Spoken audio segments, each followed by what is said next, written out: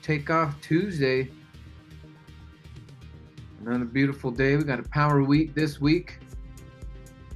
We are making count them two, new classes for your Renatus education. We're adding 2 complete new concepts. This isn't just a class refresh, but a brand new class. So, for those of you who are out of town, you can catch the live stream from your education tab. And those of you that are in and around the area, make the trip, make the journey, adjust your schedule, get there, bring a guest, and then ask them to buy. And not only will you increase your knowledge by attending, but you'll also potentially increase your income by adding value to somebody else.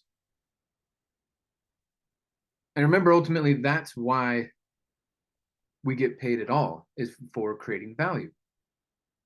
One of the most valuable things you could do is invite somebody to take a look at Renatus and join.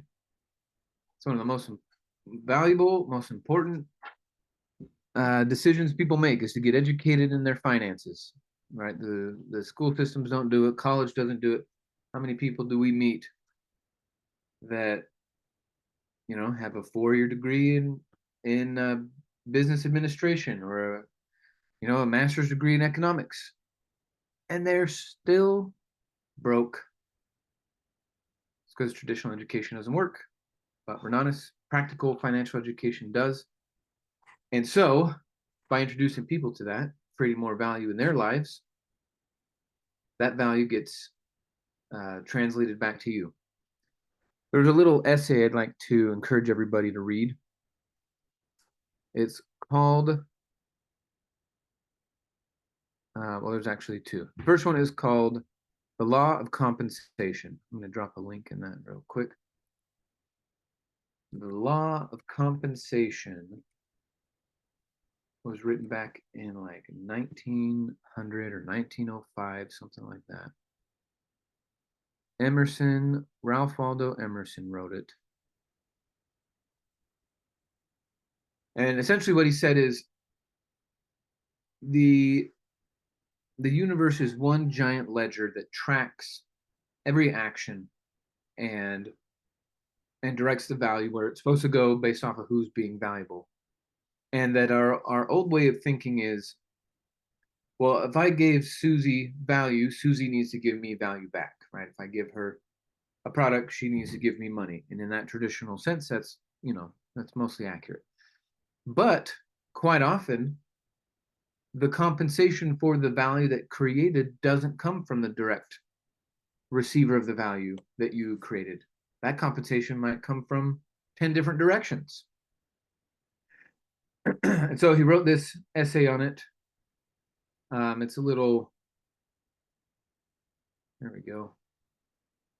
How many pages is it? 22 pages. Oh, he wrote it in 1841. Incredible. So as you're going out in the world and you're creating more value for people, just remember that you might not be compensated directly by the person you're trying to create value for. It might come in the form of a deal or a referral, or something else might show up a different way for you. So, GM everybody that's joining, I'm dropping a link in the chat. Law of Compensation. It's a little 22-page essay that I want everybody to read. He wrote it in some old-timey English, so it'll be fun for you to enjoy. So anyway, give that a read. The other one is called, and I just downloaded it here. Yes, you're getting assigned some homework, in case you can't tell. The other one is called Message to Garcia. Who's read A Message to Garcia? This was written in 1899. It is the most printed thing ever.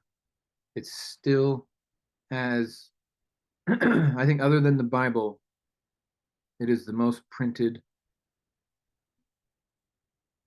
book. What's going on here?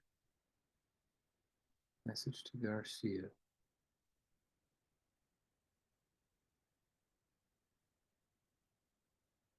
Oh, wow. This is like scanned from the original. Okay. Message to Garcia.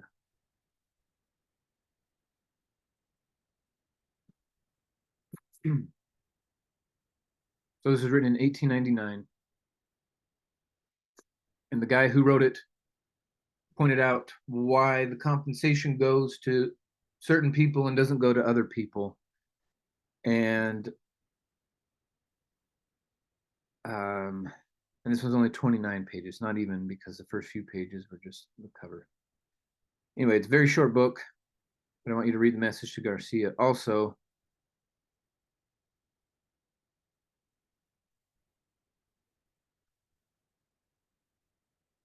$18.99, original book right there. Awesome. So here's one of the things, right? Like the reason I'm bringing this up is because we have a unique opportunity in Renatus. We get to go create value. The compensation comes in different forms. Well, right now, this week, Bill and Umair, we had Umair on the call yesterday. They are creating a ton of value, but they're not getting compensated by Renatus for it, because we pay the instructors pennies. They have to be here because they want to be here, and that keeps the riffraff out, so to speak. That makes sure that the people here are here because of their heart and not a paycheck. And that's one thing we admire about these men. So the compensation for doing things is the ability to do more. So GM to that. Did you put the second link? Sorry, Michael. Did you put the second link in the chat? I don't see it. Thank you for the reminder. No problem, sir. Drop that in right here. There's probably a nicer version of this PDF, but I like the classic view.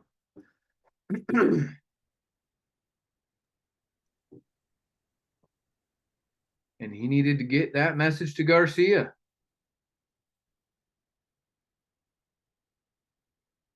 Such a good book.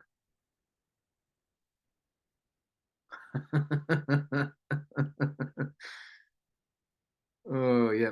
I hope you get a laugh from it. But also a realization of, are you really getting your message to Garcia, or are you just flapping some paper in the air? Anyway, back to the thing about value creation.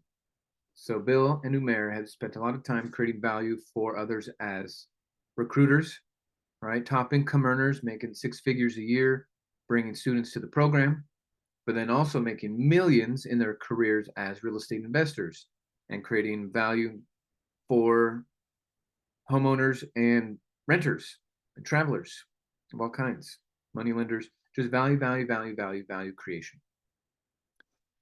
So be focusing on that. And one thing you could do to create some value is invite people to attend the live events this week. And when I say invite, I mean insist, right? It's a rare opportunity to be able to put your guests in front of instructors like this. And you need to build with that kind of urgency, right? We're essentially 48 hours away from class starting. And so build with urgency, build with conviction, and let people know you're serious about them taking a look at this. And one thing that's worked for me in the past is invite them to lunch afterwards. Hey, come to this class with me in the morning, 9 to noon. Get there at 8:30, 8:30 to 12:30. Let's go learn from a couple millionaires, and then I'll take you to lunch afterwards, and we'll talk about, what your plan is, what my plan is. We'll have a great time. Spend $10 on a cheeseburger, which is crazy. Welcome to 2025. But adding value nonetheless. That's what we're after. So pick off Tuesday, folks. GM, welcome. So speaking of value creation, Mr. Bill Predebon, he's here with us now. It's been a powerful week. Excited to hear what's transpired in his life. And for those of you who are just joining us for the first time, make this a regular occurrence. Put this on your calendar, put a reminder on there, save this link. We'll be here every Tuesday for you. We have now done over 1,000 of these calls. So chances are it's going to keep going. So make it excuse me, make it a regular. Put on your calendar. Don't miss these opportunities to interact, get your questions answered, build for events, follow up, find the money. It's all working. So those of you who are new and haven't got to hang out with Bill very much, one thing I want to emphasize here is his commitment to hard work. He's one of those people that doesn't waste time. Now, he has a lot of fun, but that's life by design for him. He has a lot of fun. Golfing and tennis and water skiing and traveling. He just bought an RV, so he goes all around the country. But that guy also doesn't miss a day of work. He's very diligent. When I hear him, on the phone with agents or with contractors or whatever he's needing to get done, working with city planners, the guy is on the ball, executing. And it's very inspiring to see how much can get done in a little bit of time, a little bit of focus, a little bit of effort. And he has that intention of an outcome to create massive wealth for him and his family, to be able to benefit people all around him. And he's a great example of that. All of the students that he's enrolled, he's helped them do deals. He's helped them grow their portfolios. It's amazing to see how many people he helps around the country that aren't even a part of his team. And we're grateful to have him here today. Take Off Tuesday, something we don't skip. We're grateful. Now, one thing I like about Bill's class session on these Tuesdays is it's very interactive. You can come off a mute. You can put your questions in the chat. And we have a lively discussion about all things real estate and marketing. So help me give a big warm welcome to the man of the hour, Mr. Bill Predebon, GM. GM Bill. Good morning. Good morning. On the move today. Yeah, I decided to walk the dogs. It's getting hot now, so I was gonna get up a little earlier this morning, but I got to get up early the next couple of days, so slept in till 6:30 and didn't walk the dogs before the meeting. Well, cool. So yeah, you coming into Utah tomorrow? Yeah, I fly in. I think I leave around 8 and fly in at. I think I get there at like 11:20. And it looks like I'm not sure what corporate's got planned. Mitch and Maley reached out. I might do their mastermind tomorrow, teach their mastermind, or head their mastermind. I think it's at corporate at 7 o'clock or something like that. Awesome. Yeah, man. Yeah, that'd be kind of cool to do. So hopefully my schedule will permit me to do that tomorrow night, or no, Thursday night, I guess that is, after the class. Wait, yeah, it's Thursday night is the mastermind. Sweet. At corporate. That'd be a big deal. Yeah. Yeah. So good morning, everybody. So I got a question for you, Bill. Tell us, yeah. With all the distractions and fear mongering and uncertainty and doubt that gets put into the media about real estate investing, over the years, how do you stay focused on an outcome? Right, because you do lots of different deals. You got short sales, you got short-term rentals, you got long-term rentals, fix and flips, and new builds and land development, capital raising. You're doing a lot all at once. How do you stay focused and keep the negativity quiet while you're working? Well, to be honest, I think it's quite simple. So I have to answer that question it's going to lead into what I want to. We're going to talk about the class and I want to touch on some topics about Renatus that I think is very important in our marketing. But it's quite simple.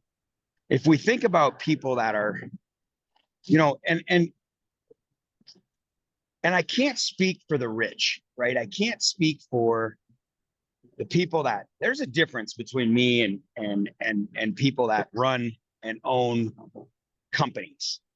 I have a business. I don't have a company. I think there's a difference. Maybe there's not, but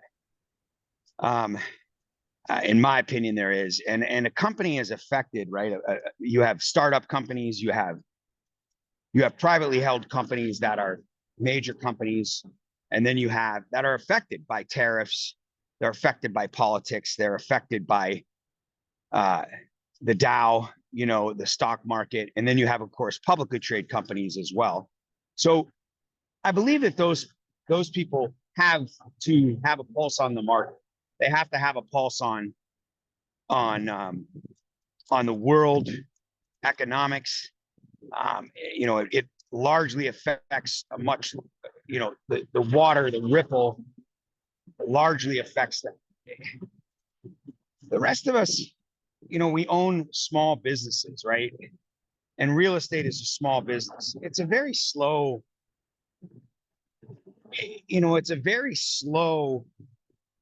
turn of events.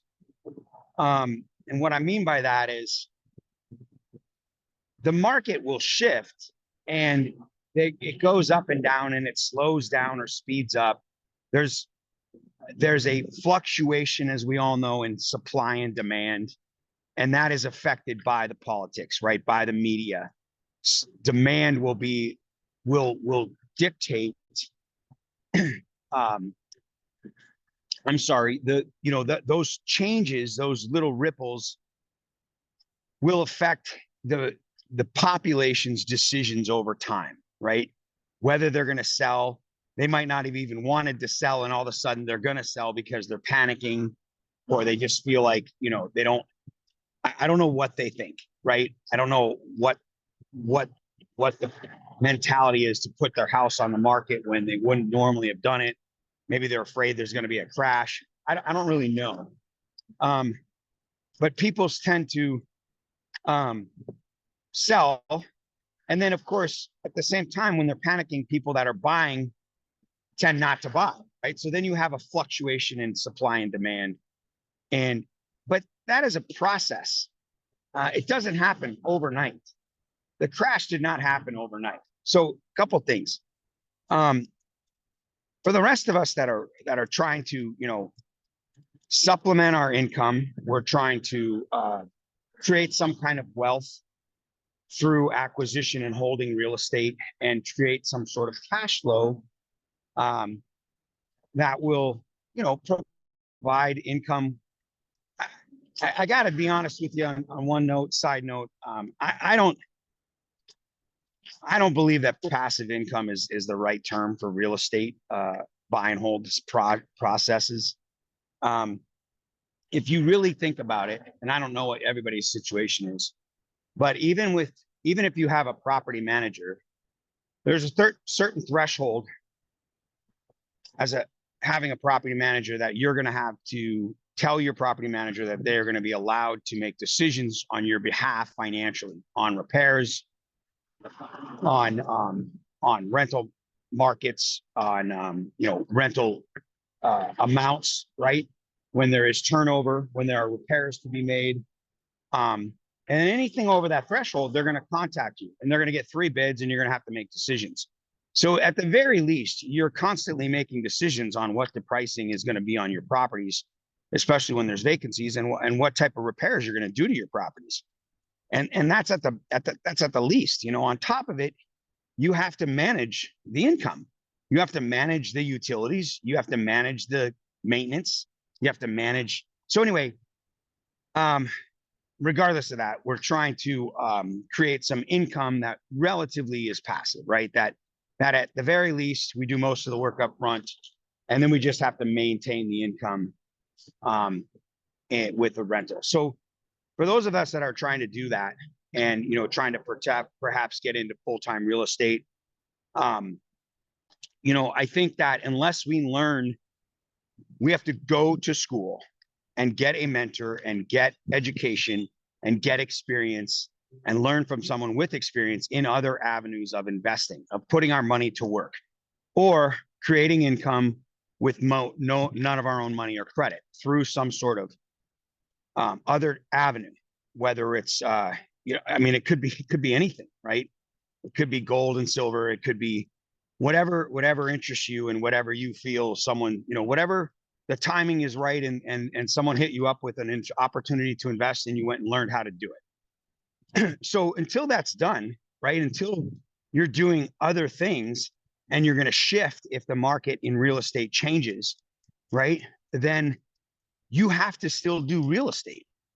Like, you either have to decide you're going to sell your real estate in a market where the media is saying there's no buyers, or you're going to hold your real estate, or you're going to wait for, all those decisions you'll have to be made. And there will be experiences over time that you will learn from, but it doesn't mean they're the same. It doesn't mean that the extenuating circumstances are going to be exactly the same. So you're going to make the same decision you made last time. Or maybe you won't make the same decision as you made last time and you'll hold your property instead of sell it. Who knows? All I know is for the answer is easy, because I just stay with what I know, right? I know that real estate over time, until I'm proven otherwise, real estate over time is the best bet, right? There's 5 reasons that we do invest in real estate versus other avenues of investing, including tax benefits and leverage, right? So there are times when you need money, and if you've created equity in your properties through holding them long enough with someone else paying down the rents, or you have created equity through good acquisition or forced appreciation through fix up, right? Through improving the property, then if the market gets tough, you can leverage the equity, right? You can take out a second mortgage. You can refinance your first mortgage. You can borrow money from private lenders against your property, and you can leverage the property. I'm sure it's available somewhere. I just don't know how. I don't know how you leverage gold. I don't know how you leverage the stock market necessarily without selling. I guess you could, like a pawn shop, you could take an asset down there. You can get 60-day loans against it and then hopefully pay it back before they sell it off. Right. I guess that's an option, if you will. But I guess what I'm saying is a couple things. I think that's kind of important. It's a good question. And if you, Tamara or Michael, if you can help me out with the chat, since I'm walking the dogs, I won't be able to look at the chat as much. But I do have it up on my phone anyway, just to see. You're good. Any other comments or questions? If anybody has, yeah, go ahead. No, I was just saying you're good. Just Maley said hi and my AI bot. Oh, cool. Yeah, tell me. Well, Maley, I hope she heard me. Yeah, so I texted her back yesterday, but hopefully I can do that. I don't know if corporate has anything planned but even if it's dinner, I'll be done. I should be done by 5:30 with the class, and then we can go to dinner. I could still do the mastermind tomorrow, Thursday night, which would be great. So, anyway, I think that for most people that I've experienced, that I spend time with in the world,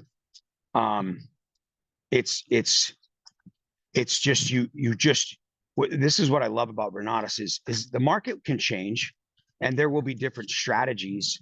Naturally, we all know this. I love, what Omer is talking about in his class is he's combined multiple strategies. And to be honest, that's why, Bob Tierney talks about being an engineer of real estate, a transactional engineer, because you're using multiple strategies to acquire or sell or hold a property. But regardless, you have the opportunity to learn a lot of different strategies. You don't always use them, but if you understand them, the concepts, and the market changes a little bit, you can go back to the studies, since it's lifetime education, and you can freshen up. You can use the coaching, you can use the masterminds, the study groups, the different community events that we have to brainstorm and go to work on a new type of property and a new strategy in a new market. So it's very unique, I think, in its offering. in our education platform versus most platforms that I'm aware of in that regard. You know, and naturally so, if you think about it, when the gurus sell, they sell to the market, they sell to the media, they sell to what's going on in the world, they sell strategies. You know, I've seen stuff like, you know, if you're not in the foreclosure market in Arizona, you're missing out. You got to learn foreclosures now, when before it was subject to, and before that it was fix and flip. And, you know, so they, you know, every time there's a new change in the market, they can sell a new type of education and a new strategy and a new information. And, you know, they can get the people that they've already sold to come back in and buy again, because, you know, the markets change. But like I said, the market changes slowly over time to the layman, to you and I think, you know, you will definitely see, you don't go from 6,000 units on the market like in Arizona to 20,000 overnight. It's taken some time. It's clearly been an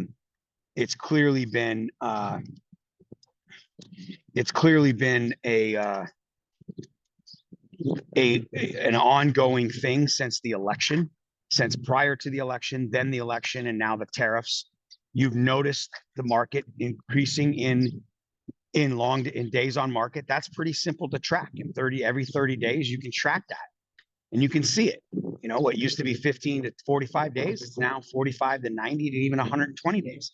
Just more stuff's on the market. It's not less buyers. We still have 6,500 people a month moving here. There's still an abundance of jobs. The economy is still strong, but the market has changed. It doesn't mean that I'm not going to buy and sell houses. It just might take a little bit longer to sell it. But I mean, most of the time, even in good markets, I'm anticipating a 6-month holding period, right? I don't think that I'm going to flip a house in 3 months. If I do, I just make a little bit more money. But when I buy, I consider it's going to take me 4 months to fix it on a regular $30,000, $20,000, $40,000 fix and flip. You know, on a new construction, I know it's going to take me, you know, if all the city changes and there's all these streamlined people now, that are architects that have gotten personally streamlined so they can do it from their desktop, and this is the claim, and people can get their permits in 3 to 6 months, so be it. I'll be able to build faster. But in the meantime, I know it's going to take me a year to get a permit on a new construction house. It's going to take me 10 months. And then it's going to take me a year to build it. If somebody builds it in 10 months, great. But if it builds in a year and a half, I still have enough money built in. I totally expect that, right? Until something drastically changes, and over time, I notice that it takes longer or shorter period of time. So the interesting thing is I'm not really changing a fix and flip strategy. It's still 6 months to sell it. Now it does take 6 months to sell it, or to buy it, you know, from start to finish. You know, if you think about things in real estate, there's still wholesaling. You still know the market. You look at it from a 90-day perspective anyway. So anyway, those are just some thoughts. I'm going more into real estate than I am on answering the question about the media. But, you know, I think that, you know, if you think about it, part of Renatus helps us to understand and not be influenced by the media.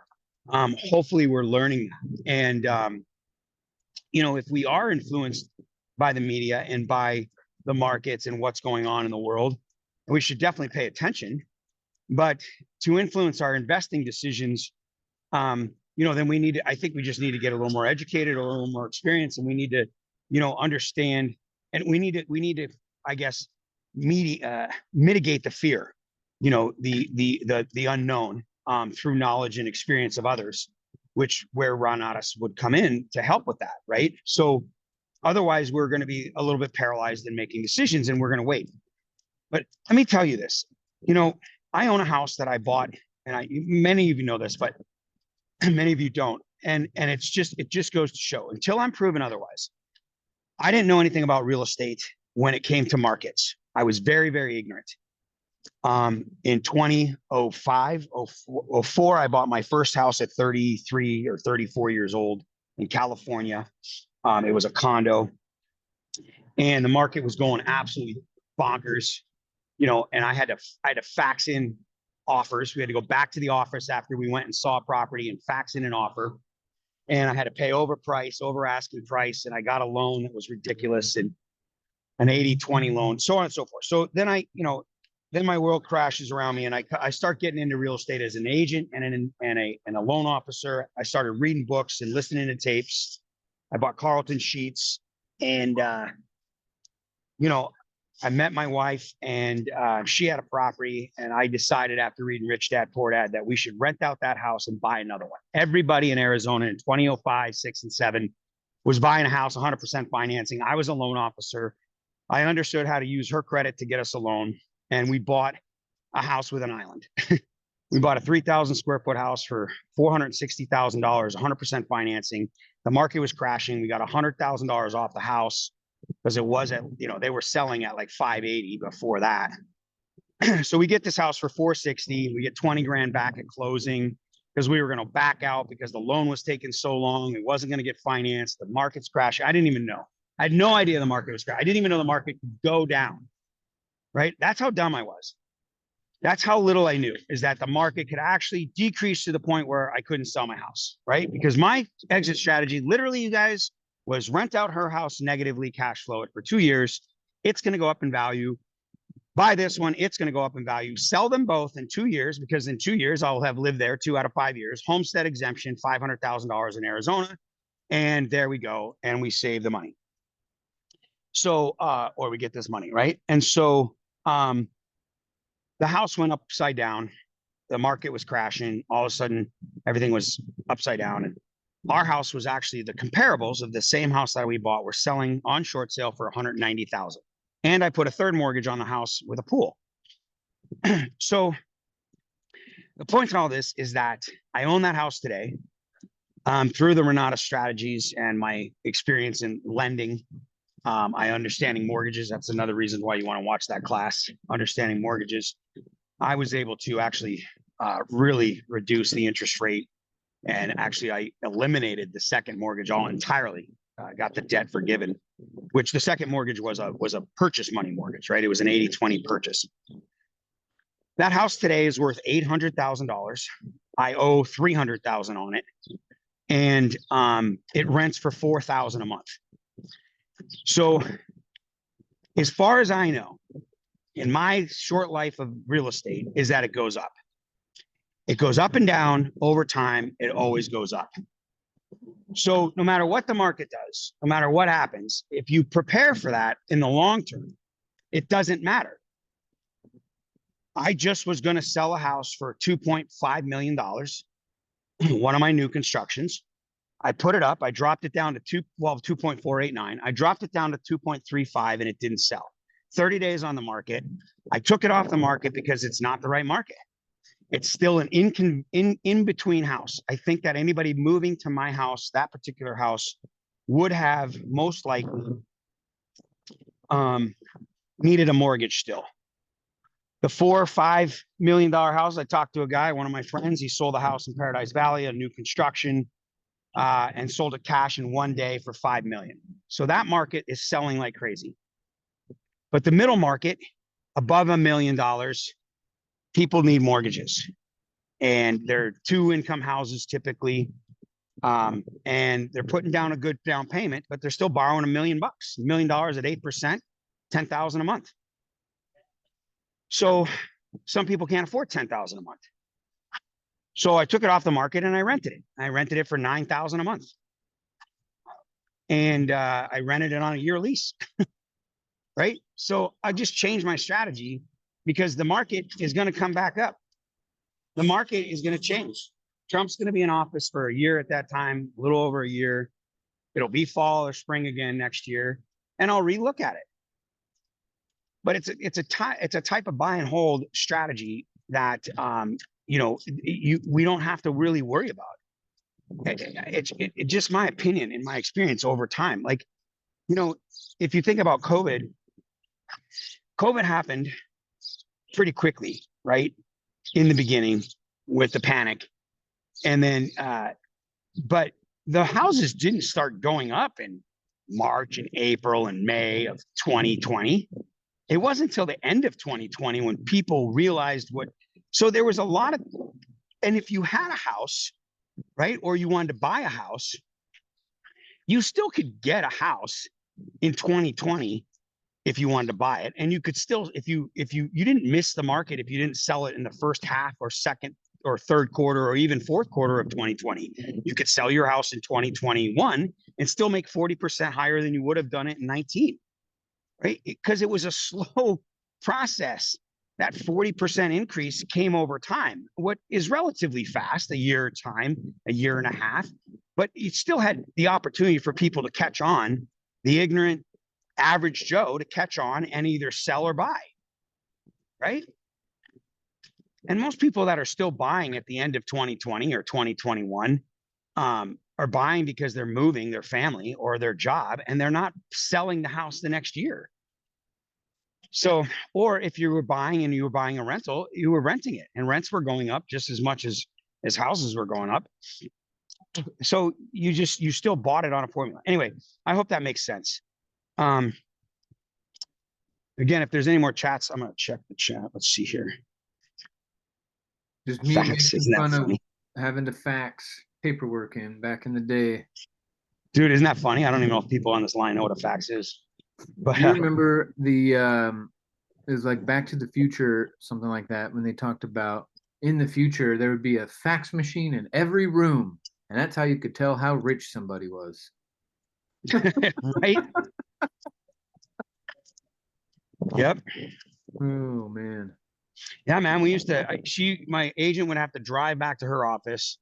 We would come up with a plan, and then she would drive back and fax it in. And by the time it got faxed in, someone had already put it under contract. And we'd have to go back out to another house and go look at another. It was an absolute nightmare trying to buy a house in 2004 in Southern California.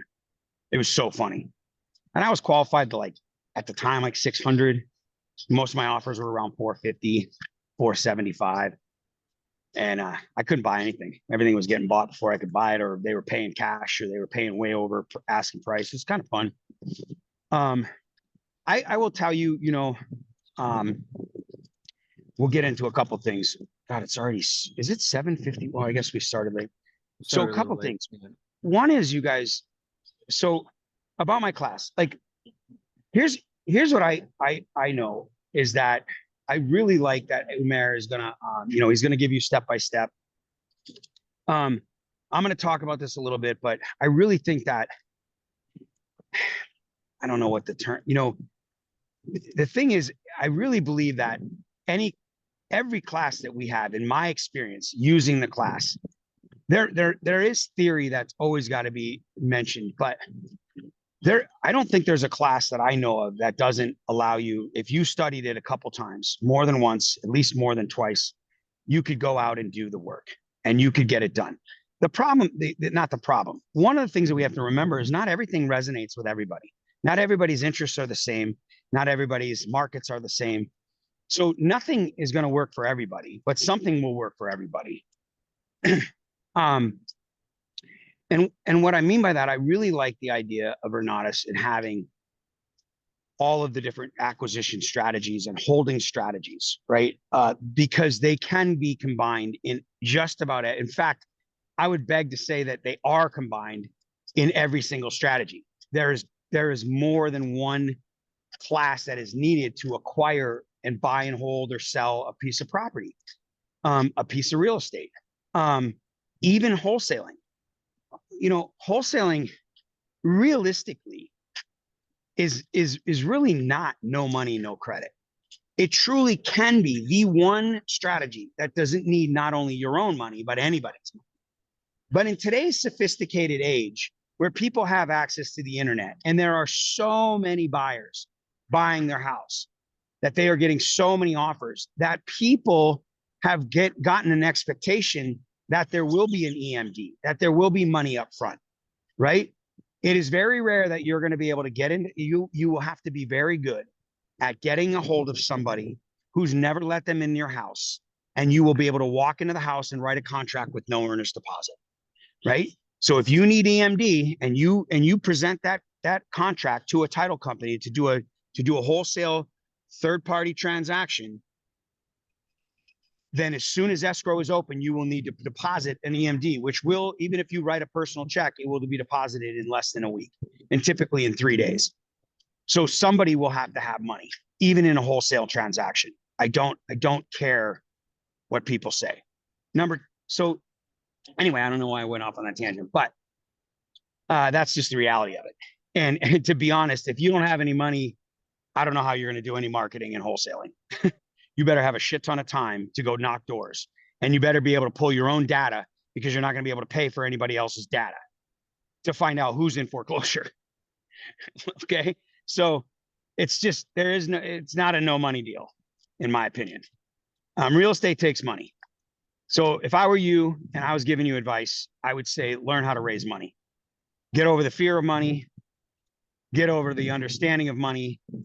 And money is simply an object, and people have a lot of it. And 20,000, 50,000, 100,000, not a lot of money. If you're buying real estate, that is not a lot of money. I don't care if you're buying $20,000 houses or not, it's still not a lot of money. When we emphasize that it is a lot of money, then naturally our fear and our anxiety goes up over borrowing that kind of money. So there are classes that teach us how to understand that in Renatus. You don't get anywhere else. But I would become an expert in raising private capital. I would spend the majority of my time doing that if I were you. But anyway, back to this. So there are I really believe that the goal, I don't even know where I was going, you guys, is that, and girls, it's like, I believe that the Renatus education, the way they put it together, when you're talking to your prospects for buying the education, that the editing, there has to be editing, there has to be, we can't guarantee anything and nothing like that. So when we edit a class, they're probably going to take my class and cut it down to an hour, because I don't even know what it's going to be like. But I'm kidding. But I'm hoping I'm kidding. But it has to be compliant. It has to be in general. There can't be any promises or guarantees. I don't think that Rumer can say that you are going to be able to do his class in 90 days and all that stuff. He can say it to you personally, but it's not going to. I don't think Renatus is going to put that on the class on the education, right?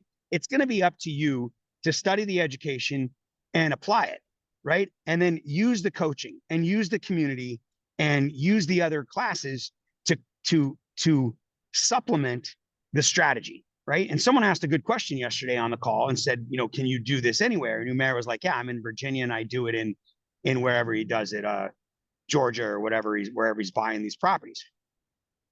But if you think about it, Umair didn't start this the day he joined Renatus, right?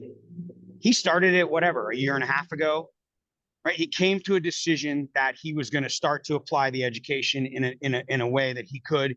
He found a class that resonated in Bill Omi's class. He started, he studied the other classes, went back and studied those and put it all together and came up with this concept, right? This seller financing concept, this low acquisition cost concept, finding these lower cost properties, lower income housing, and designed a class around it, designed a business around it. He took the initiative. He did it, right? But it was possible because of the way the classes that he was watching were structured. So it's the same thing. I think that there is no better education when it comes to step-by-step, but for face value, it is very difficult for the average person who has no personal development. We've been trained a certain way most of our lives, and that's most of the people coming into Renatus, right? We're not born self-starters necessarily, or if we were trained not to be, right? Our whole lives. So when we come into Renatus and we watch a class, it's not like we can just go out and take it. But that's where I think, when I started, the belief came in. My belief was that if they're telling me they did it this way, I had no reason, as like a child learning from their parents, there was no reason for me to believe that it wasn't okay to cross the street, because my mom and dad were telling me to walk now. They were holding my hand and walking me across the street. So the same thing here. Renatus is telling me that it's okay to take this class for what it's worth, for its face value, go out and apply it exactly the way they say it. And that's what I did in short sales. I didn't vary from it. I didn't do anything differently in 2008 when I started doing short sales than what Tony and Gavin told me to do. 100%. I didn't change a single thing. I didn't reinvent anything. I didn't apply any other class, except obviously negotiations, right? And understanding mortgages and bankruptcy. Those were supplemental classes that helped me talk to the bank because I had to understand where the bank was coming from and what their position was, right? The class didn't teach you that. The class taught you how to offer a short sale, present the paperwork, and how to distribute the property when you got it, right? So anyway, hopefully I can touch on a lot. Like, I hope that this stuff comes out in my class tomorrow, and I combine these types of calls with my class structure, right? But I've got to make sure that the class structure has the step-by-step, information to buy a new construction house. And I got to tell you, if you don't have new construction going on in your neighborhood, my class is going to be more difficult because you won't have a comparable. You're going to have to do more work. You know what I mean? And, fortunately for me, I'm lucky. And there's a line in my class that says better to be lucky than good, or whatever the heck I call it. And I'm lucky that I live in Arizona. I live in a major market where shit goes up. And it might also fall down, a lot, but in all this turmoil, we still have a lot of people moving to certain parts of the country based on jobs in IT growth and technological growth and environmental growth and industrial growth. And so when that happens, you have a demand that is keeping up with, that is regardless of the economic and political economies for a certain degree, right? So anyway, I don't know, Murph. Oh, that's a cool graph. What do we got there? Purchasing power of $1 million. At various rates of inflation. Yeah. So one thing I was looking at is on this other chart from the Federal Reserve, we're talking about the N2 money supply and the increase. Just in a 10-year increase, we went from 12 trillion to 22 trillion. So in 10 years, they've essentially doubled the amount of money. When you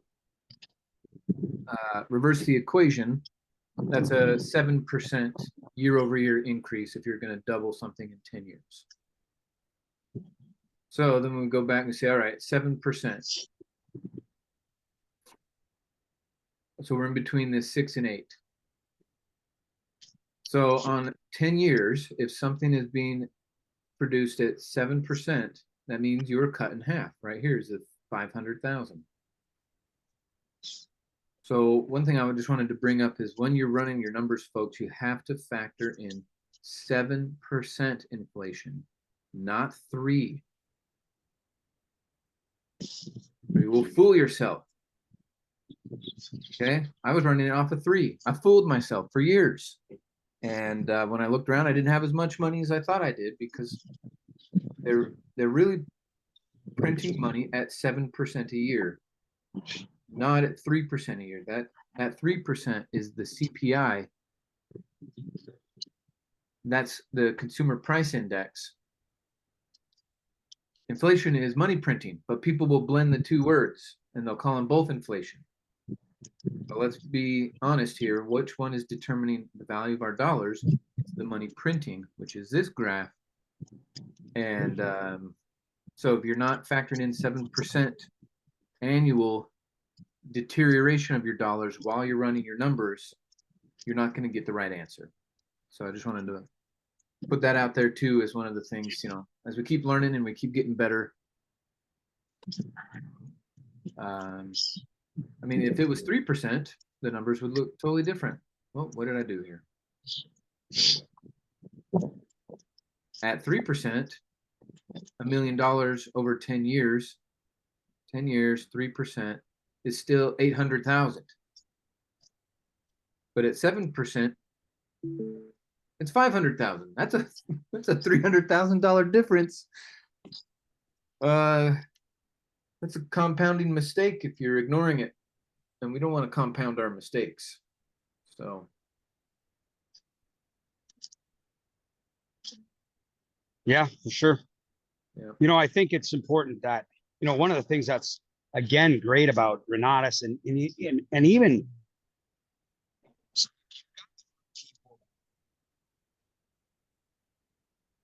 got a lot of people in Renatus that have taken different classes and taken a liking to them, and then they teach a little bit about it, right? They kind of explain it in a study group. You know, you've got Mitch and Melee, and I, you know, use them as an example, but Scott and Nancy and their team and everybody across the country, a lot of the Utah teams. And we have this ability to, you know, learn about financial education.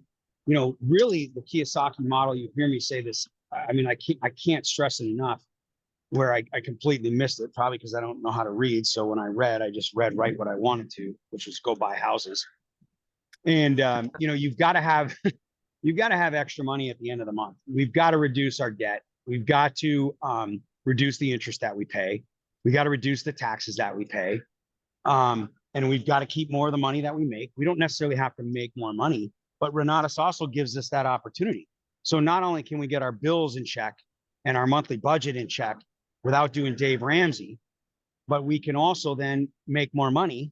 And then we also have the education to buy houses. So if we bought a house, for example, in a major market, right? Not the Midwest where these people are doing this buy and hold stuff. I don't understand it, but you know, it's working. But I'm never going to buy a property in the Midwest unless there is an absolute incentive, right? I own a commercial building in the Midwest. The freaking thing, I've owned it for 5 years. I don't even know if it's gone up 3%, right? And to be honest, it's a pain in my ass. I got it for a good deal, so I have some equity in it, and it rents out all the time, and it cash flows a couple grand a month. And, you know, I split it with a partner. Big deal. But if you buy a house in a major market and you bought it in 2016, 17, or 18, you practically doubled your money, right? In less than 10 years, in 7 years, in any major market. And that's not going to end, right? But let's just say you bought it and you rented it for negative $200 a month. Is it still a deal? It is if you can afford it, if you plan for it. Like, that's a deal. Like, if I would have just bought 5 other houses that I would have going to hold on to, and now, did I know the market was going to, COVID was going to happen, it was going to go up? No. But do I know that it's going to go up over time? Can I afford to not go out 7 days a week like I do, and then just go out 5 days a week and lose $200 a month on rents and some utilities? Of course I can, because I'm making like $10,000 a month on appreciation. If I can just hold it till the right time to sell it. Now, I'm not going to teach that strategy necessarily, but it's just a concept, right? Like, the deal doesn't have to cash flow to be a good deal, especially if your acquisition is essentially nothing out of pocket. If you can do a Burr method, or you can borrow private money for 5 or 10 years and put it into real estate and split the appreciation in a major market. Bob Snyder himself came out on and I guarantee it's accurate. I would guarantee that it could be sooner than what he's saying, but by what was it, 2030 or 2032, somewhere in there.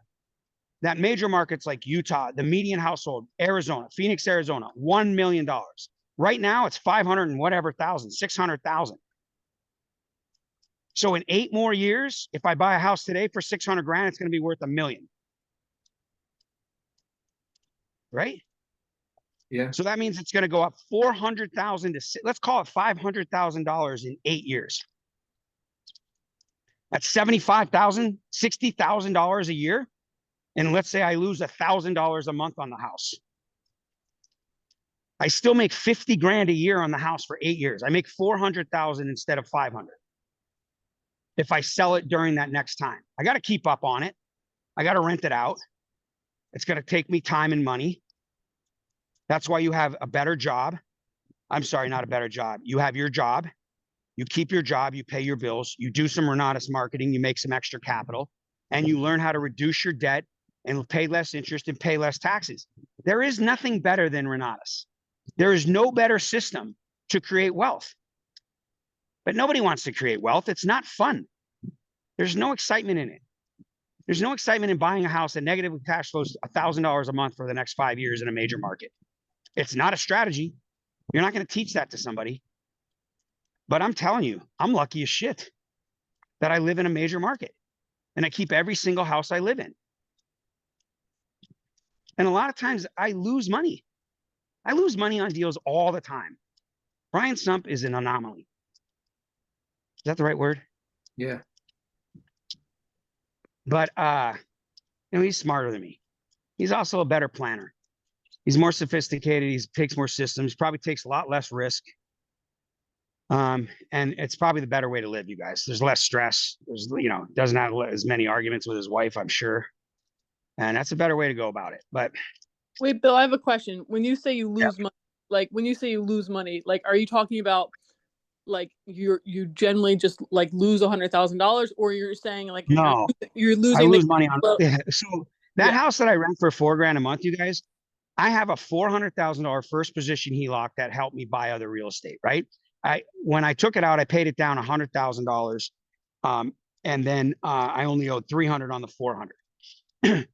The interesting thing was the payment was like $2,000 a month. As you probably know, within the last year and a half of all the turmoil, the HELOC, based on any type of index, this is the foreign index, right? Or the LIBOR's gone. So I don't even know what index mine's based on. They doubled. So my interest rate's like 9%. My payment's $3,800 a month. I rent it for $4,000. I pay $150 in pool fees, and I pay for an HOA. I lose money every month. Before 6 months ago, the payment was like $4,200 a month. I was losing $400 on a house that used to make me $2,000 a month. Do I give a shit? No, I'm not going to sell the house. I'm going to sell that house when it's worth $100 million plus. Fix it up, right? Because I've owned it for 10 now. I don't know how many years. What I mean by I lose money. Things change all the time. People move out. People don't pay. You know what I mean? And you lose your cash flow. One property goes vacant, you lose your cash flow. It's just a fact. But you only lose it for a month. And most of the time I can rent my stuff in less than 2 weeks.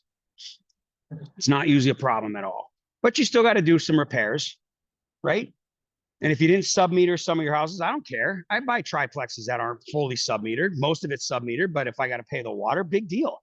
But sometimes they'll bake the water spigot and you won't even know until your bill's $450 or $600. Just is what it is.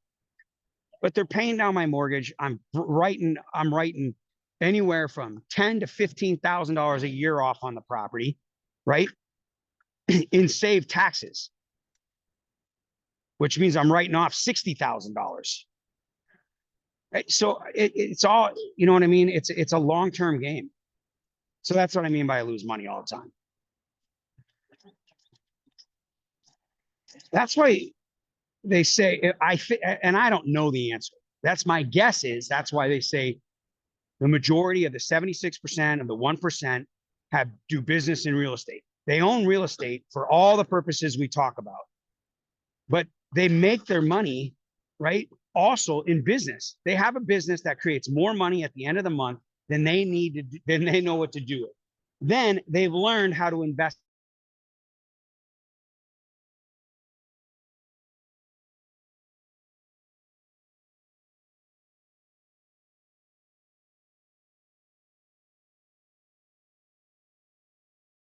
Or a third in taxes. That's not the way they do it. They diversify, and then when it comes time to liquidate, they liquidate in a tax-free environment. But they have a business that offsets all the politics and all the economies. They know that the economy is going to go up and down. They know that every 4 years, someone's going to change office, and 50% of the country is going to be pissed.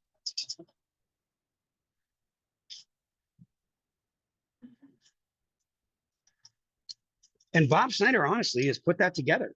he's put together a program where you can sell Renatus, even if you only sell it a few times a year, which for most people is half their salary.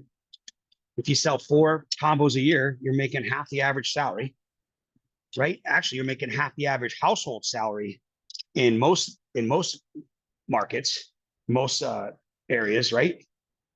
The average household salary is like $85,000 or $90,000 because it's 1.5 times, right? It's not 2 full salaries. And then you have that extra cash, which most people won't need, especially if they take advantage of.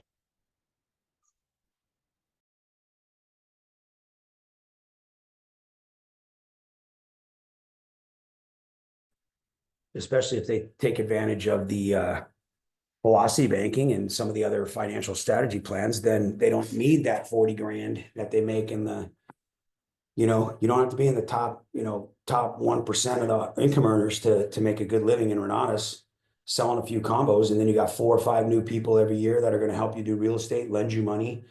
It's a pretty flawless system. We just tend to avoid the harder stuff. I mean, it's just natural for humans. We don't want the pain. We don't want the rejection. We don't want the learning curve. When it doesn't work for us, we skip on to something else sooner. Makes sense. It's not your fault. It's no one's fault. We just got to be, there's got to be a pain point at some point that's worse than the rejection and the slow learning curve and the hardship and the brokenness and the time consumption, of trying to get into real estate. That has to drive us to keep punching ourselves in the face through this journey of Renatus versus not. And a lot of us don't have that pain point yet. So we don't want to punch ourselves in the face going through the Renatus system, especially the marketing, right? Because it's hard. We don't know how to do it. We're not in sales. We don't know how to talk to people. We don't want people to show up and say no and blah, blah, blah, which is natural. But so, wow, tomorrow I fly out this time. And I'm going to finish up my presentation today. I'm really excited about it. There is good money to be made in new construction. I think it's easier to comp new construction. It's definitely I don't know if easy is the right word, right? It's not easier, but it could be, there's less guesswork, I think, than fix and flipping and remodeling and rehabbing. But for me, it's just, it's an easy transition. I got a question for you. Yeah. In working with architects, how often do they want to be paid up front versus paid out from the deal? I would say always. You'd have to have some sort of relationship. You got to pay in thirds or half up front or third up front. When you're in you're going to get some couple free consultations, you guys, and then you're going to start paying by the hour until you take them on as a contract. You sign a contract, you give them a third up front, and then you're going to pay for it. So there is no question that in new construction, you have to have money up front, not just for your architect, but for your city, for the acquisition of the property, and then for the tear down, and then for the first leg of the construction to get reimbursed on a construction loan. And you're gonna have carrying costs for up to a year while you are getting the plans approved. And that's essentially just transferring the risk to you instead of the bank. They're saying, hey, you take on all that risk. Once that risky phase is done, then we'll reimburse you. Yeah, all construction loans that I know of that are what you would consider qualifying construction loans, regular construction, hard money loans, they're not gonna give you any money up front. Now, it's possible if you bought the property well enough, let's just say, for example, the one I'm doing next, I bought it for $600. I put $60,000 down.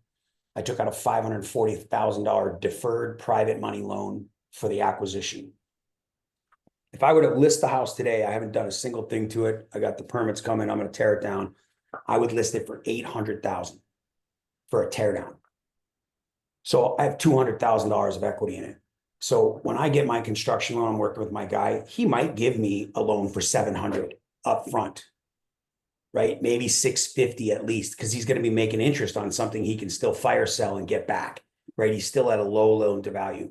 The problem is he knows I'm going to tear down the house. So he's got to convince the lender, right? Imagine you giving me money for an asset that I'm going to throw away into the trash. Does that make sense? But realistically, in today's day and age, in this zip code, a clear lot, a completely cleared lot is more valuable than a piece of shit house on it. Right? So there's still a lot of value in a vacant, torn down, ready to build lot. So I'll probably get a loan in that case. But most time you're gonna get I'm gonna teach this is you're gonna get a hard money loan. And then so you do need to have capital. You need a private lender, you need your own money to go ahead and get the project off the ground. Literally get it to sticks up, typically before you're going to get your first draw. And then all your draws are done in the rears. So technically you'll get 100% of the construction costs back, but it's when the house finally goes on the market, you're going to get your last draw because everything will be complete. So anything they've held back, the 10%, if you got $1 million loan, that's 100 grand you get back at the end. When you put it on the market, you can take that 100 grand, go start your next project. Because once you sell it, you'll pay it back. So now you've got money in advance again. Okay. Be responsible. That's the theme. Well, I'm not responsible, but I think, but I know what you're saying. Double check in the chat. I'm wondering, on a side note, how many times do you think Bill is going to say a swear word during the recording tomorrow? I'm going to take some bets. I was just gonna bring that up. Is Sherry going? I'll put a $500 bet down that he's going to say at least 4 swear words in his recording. Anyone want to play in this funny bet game with me? Just kidding. I don't really want to bet, but it's going to be fun. I'm gonna have to be Well, on my best. the great thing is, they can always edit those. Yeah. After they kick me off the stage. I For don't want to future viewers, but for us that are going to be tuning in, yeah, obviously we're going to hear those, right? Yep. It'll be funny. Cool. Well, thanks for the input, the insight. I know a lot of people have been waiting for a strategy like this because, like you were saying earlier, the fix and flip has a lot of guesswork. Whereas just from the ground up, a clean slate, a template, and a schedule, you can, it's a little more predictable as far as the work goes. So Yeah, and to be honest, I mean, honestly, anybody, this can be done from day one. A first-time investor, in my opinion. So when these newbies are like, oh, I think I'll get started in wholesaling, you're like, no, get started in new construction. Is that what I'm hearing? Well, I'm just saying it's possible. Like I listened to Bridger's class, and I have been a part of the funds, but it's never occurred to me that I could do my own fund until later on in life, right? And so it's the same concept. It's like you really don't, whatever you want to do, whatever class resonates with you, you can do it. You don't need to do, like I've said this 1,000 times on these calls. There's no way most people on this call could easily, with what we're telling you, do what I've done in a half or a third of the time financially, in my opinion, with what we offer. You don't have to go through, fix and flipping is a big risk. All of it's risky, but all of it has risk, but there's a lot more. I just think that new construction is far more predictable. Are you gonna have like all the documents also, Bill, with this class that we could use? Probably by the time that the class is put out in the next 45 to 60 days, I will, if there are documents, but to be honest, there's no documents. Well, I guess, that I think so. So like there is a partnership agreement, but a partnership agreement changes all the time. So I'm going to talk about that. And then the document and I'll go over this, but the documents for hard money loans and then construction loans are drawn by the lender. There's no, right? And then if the class is on, if the house is on the MLS, you're going to have to use the state department's real estate contract. If it's a wholesale deal, you'll have a wholesaler's contract, right? So there are no one contract. I'd have to put every single contract in there, which they're already in all. When you hear what I've done to do contracts, you're going to laugh, and I'm going to put it in the class. But all the contracts are already in the back office for everything that we do in my class, if that makes sense. I don't know what Umair's talking about, because I don't have, the documents are all the same documents that are in the back office. But I'll find out. I'll make sure if there's something that I'm talking to Angie about it to make sure I don't miss anything. Yeah, I think for him, what he was talking about, like he's gonna put all the documents exactly. So he may use what he already did, maybe use those documents. I mean, he'll probably, erase his name and all that stuff, but that probably what he's gonna be using. And so it would be like an actual, deal that he's working on. That's my understanding, but. The problem with that is there is no one document that works in every state, and there's no one document that works in every transaction. Whether you're buying a Correct. mobile home park in one state versus, so you're gonna have to change the document anyway. Like, Correct. It would and the just be a doc- sample, right? Yeah, yeah. So we'll see, but yeah, if there are documents that I need to add, they'll have them. Yeah. They just won't be like passed out at the class when I'm recording it. Okay.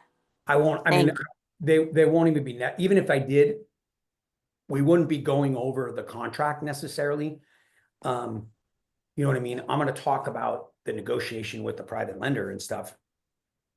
But, most of the time when you're buying, in my experience, when you're buying a tear down, there's no negotiation necessarily except on price. And then the contract is just it's just an acquisition contract, whether you're going through the MLS or not. Like there's no subject to, there's no, you know what I mean? I mean, there could be, but I don't know. Anyway, we'll figure that out. Okay, great. Thank you so much. Yeah, of course. All right. Cool, guys. See you in 2 days. Yeah. Onward and upward. Go watch some class, go invite some people, adjust your schedule. And like I was saying earlier, insist that your people come with you. Not just a passive invitation, but an insistence. They are going to miss out. They are going to regret it if they don't show up. And, keep spreading the love. Check out those 2 documents that I put in the chat. The message to Garcia and the law of compensation should take you half an hour to read both of them and get these good ideas in your noggin. Stay focused on your dreams and your goals.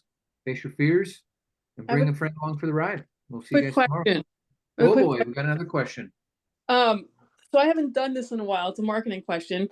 I have a person who wants to get their education. And she basically had already paid for 2 other educations, and she's still paying for them. She says she didn't get she didn't get what she was told she was going to get. I know in the past there have been people who've been able to get reimbursed, and I don't remember how they did it. Did they write a letter? Is there a way I can support her with that or something? I would tell her, first of all, if she paid on a credit card, to charge it back, number 1. And then number 2, I would just call corporate and go to and get into their loss prevention department and tell them why she's unsatisfied. And, if you think about it, like most infomercials Most companies in general, there is a chargeback allowance. They probably, in the Guru system, I'm guessing, allow for 25 to 30% chargebacks. They expect it. Most people in American way, they don't argue with their purchase.